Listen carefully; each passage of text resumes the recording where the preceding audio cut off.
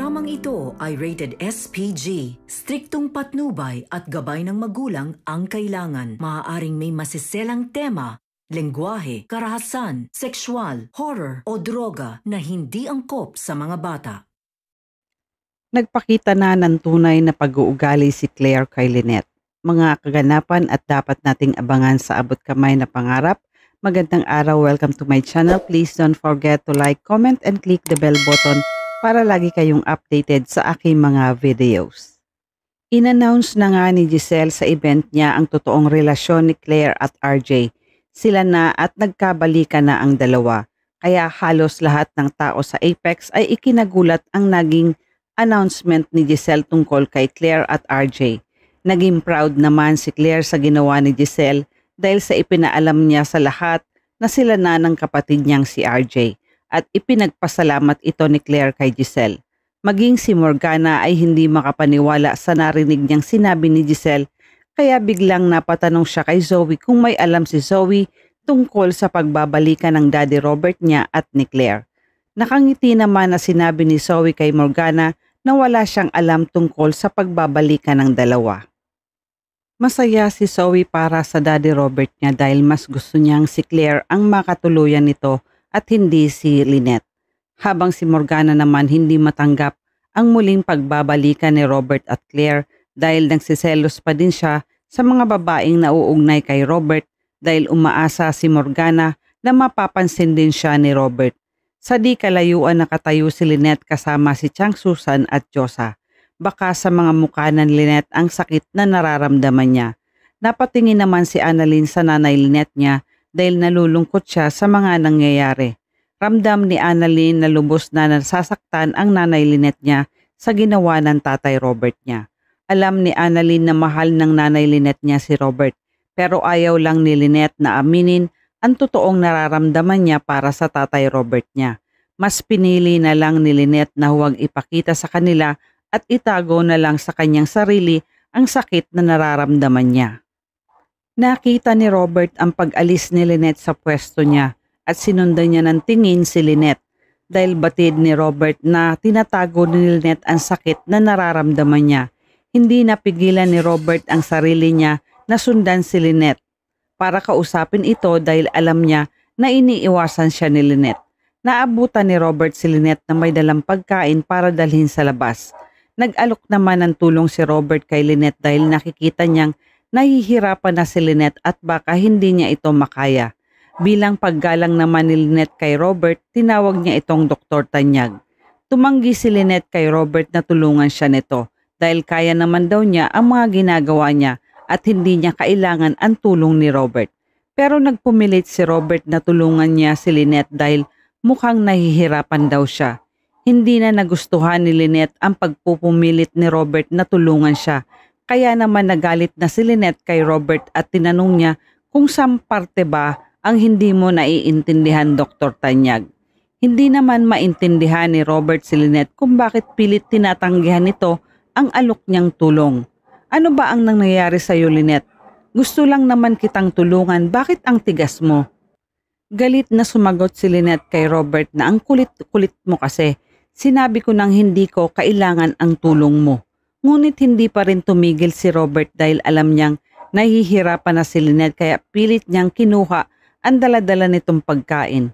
Sa inis ni Lynette, hindi niya na napigilan ang sarili niya kaya itinapon niya kay Robert ang dala-dala niyang mga pagkain.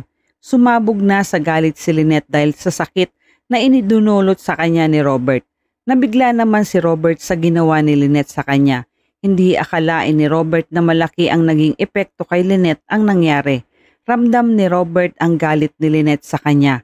Ayaw lang aminin ni Lynette na nasasaktan siya. Samantala, magkausap si Morgana at Zoe tungkol sa naganap na announcement nila Robert at Claire tungkol sa pagbabalikan ng dalawa.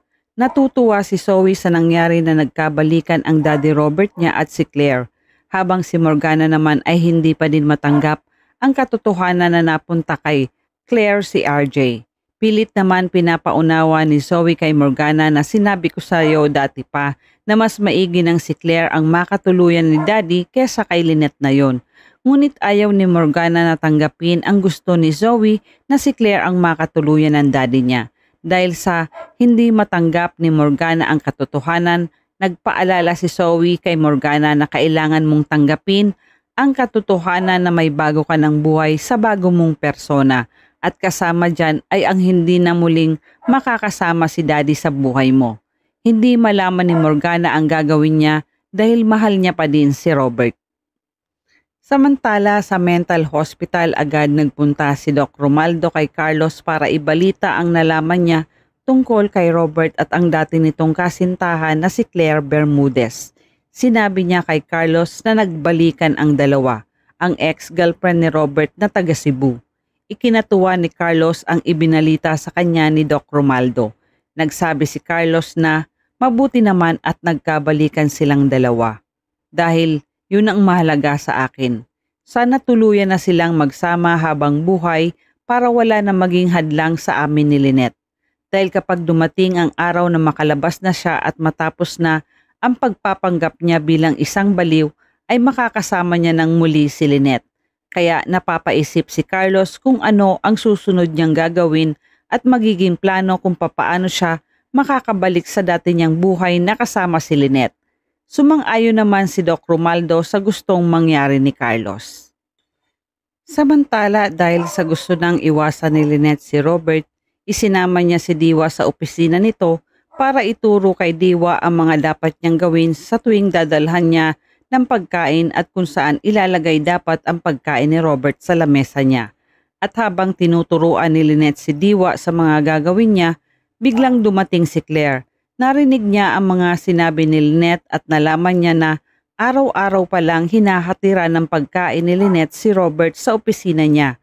Dahil sa nakaramdam ng selo si Claire sa mga ginagawa ni Lynette kay Robert, agad niyang kinausap si Lynette at sinabi niya na wala na kayo pero pinagsisilbihan mo pa rin. Dinadalhan mo ng pagkain araw-araw. Daig mo pa ang asawa niya ha? Hindi naman pinansin ni Lynette ang sinabi ni Claire kaya pinauna na ni Lynette si Diwa na lumabas dahil ayaw niyang makipagtalo siya kay Claire. Saka siya sumunod dito. Pero pinigilan ni Claire si Lynette at hinawakan niya ito sa braso. Nagsabi si Claire kay Lynette na yung mga galawan mong yan, alam ko na yan eh. Nasasaktan si Lynette sa pagkakahawak sa kanya ni Claire. Kaya nagsabi si Lynette na, Claire, pwede ba bitawan mo ako? Wala kang alam sa nararamdaman ko. Galit na nagsabi si Claire kay Lynette na, huwag ka na ngang magsinungaling, umaming ka na dahil alam kong mahal mo pa din si Robert dahil naaapektuhan ka sa mga nangyayari sa amin. Bakit hindi mo aminin ang totoong nararamdaman mo para kay RJ? Hindi alam ni Lynette kung ano ang sasabihin niya kay Claire dahil ang totoo, mahal na mahal niya pa din si Robert.